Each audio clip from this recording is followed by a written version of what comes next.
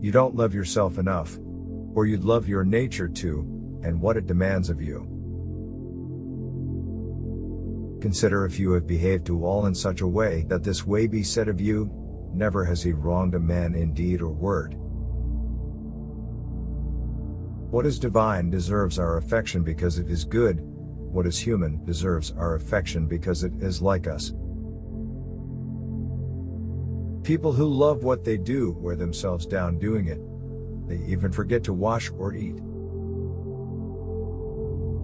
The spiritual meaning of love is measured by what it can do. Love is meant to heal. Love is meant to renew. Love is meant to bring us closer to God.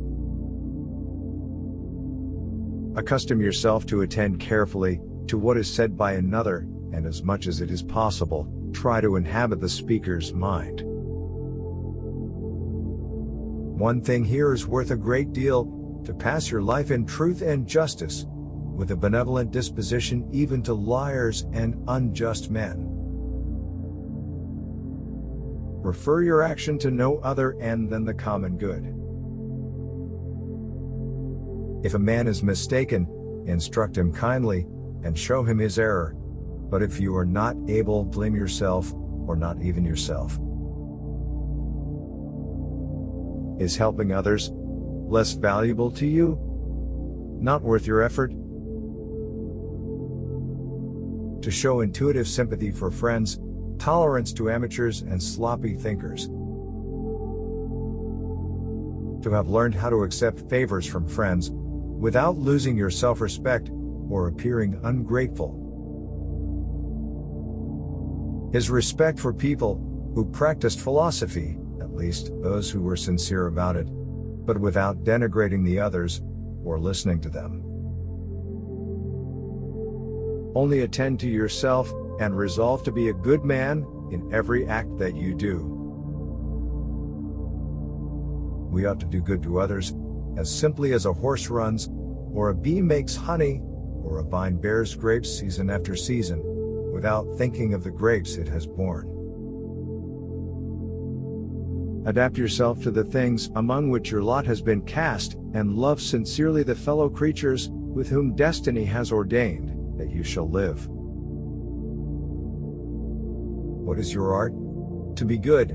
And how is this accomplished? Well, except by general principles, some about the nature of the universe, and others about the proper constitution of man. People exist for one another. You can instruct or endure them.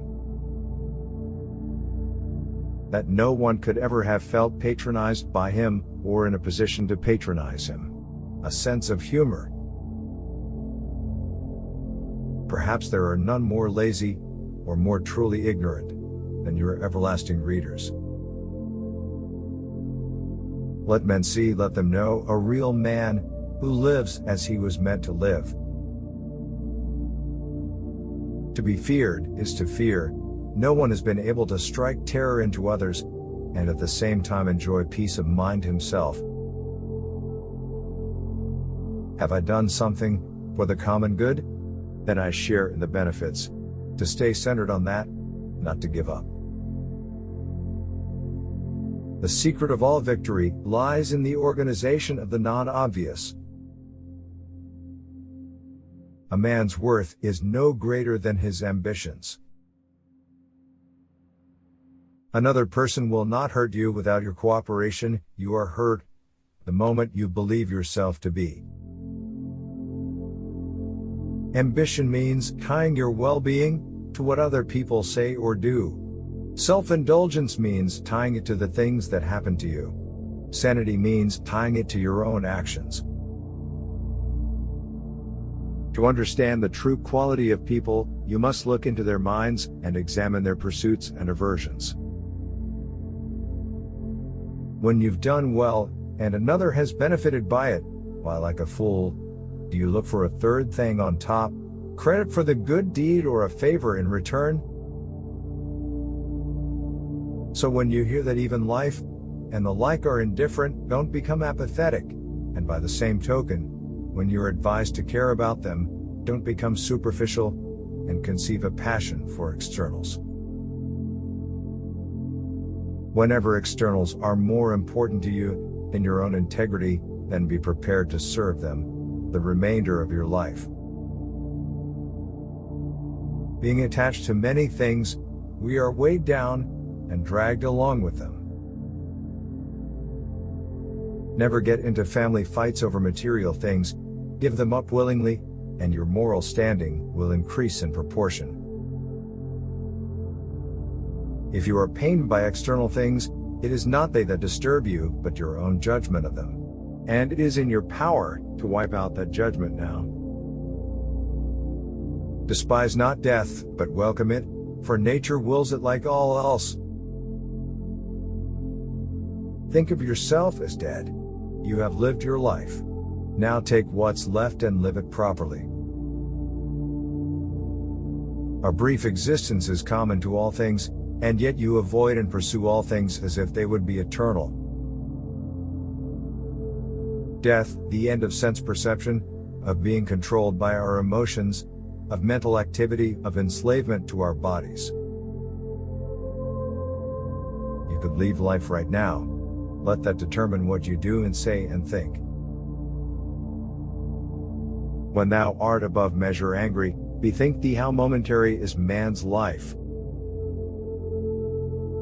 To expect punishment is to suffer it, and to earn it is to expect it. Who wants to live with delusion and prejudice, being unjust, undisciplined, mean and ungrateful? No one. No bad person then lives the way he wants, and no bad man is free.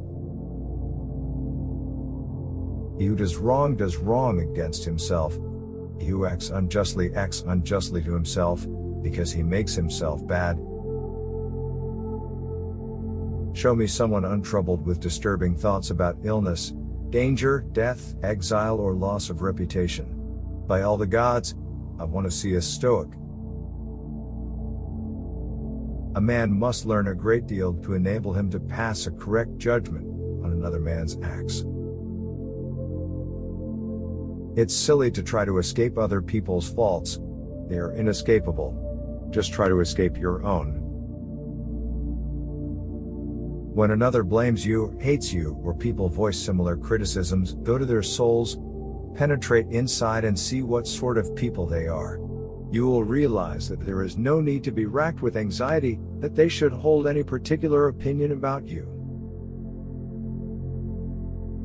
With what are you discontented? With the badness of men? Recall to your mind this conclusion, that rational animals exist for one another, and that to endure is a part of justice, and that men do wrong involuntarily. When you are offended at any man's fault, immediately turn to yourself, and reflect in what manner you yourself have erred, for example, in thinking that money is a good thing or pleasure, or a bit of reputation, and the like. How trivial the things we want so passionately are. Discard your misperceptions. Stop being jerked like a puppet. Limit yourself to the present. Just that you do the right thing. The rest doesn't matter.